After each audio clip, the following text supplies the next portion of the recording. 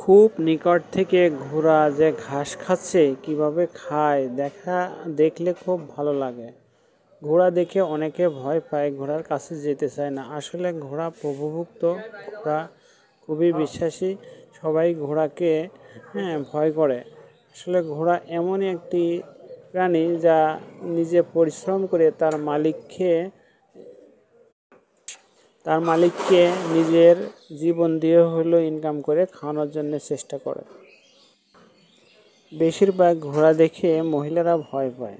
আসলে ঘোড়া কিন্তু কারোর কোনো ক্ষতি করে না, কিন্তু ঘোড়া হচ্ছে এমন একটি প্রাণী যে প্রাণী দেখে মানুষ দ্রুতই ভয় পায়, কারণ তার পিছনের দিকে গেলেই ঘোড়া পা দিয়ে লাথি মারে, কিন্তু মানুষ পিছনের দিকে যায়।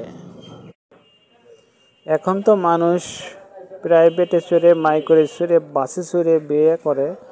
আগে আসলে ঘোড়ায় চেপেই মানুষ সওয়ারি হয়ে বাপের বাড়ি থেকে শ্বশুর বাড়ি যেত, আবার শ্বশুর বাড়ি থেকে বাপের বাড়ি যেত। এটার যে ঘোড়ায় যাওয়ার যে কি মজা ছিল, এখন মানুষ সেটা ভুলেই গেছে।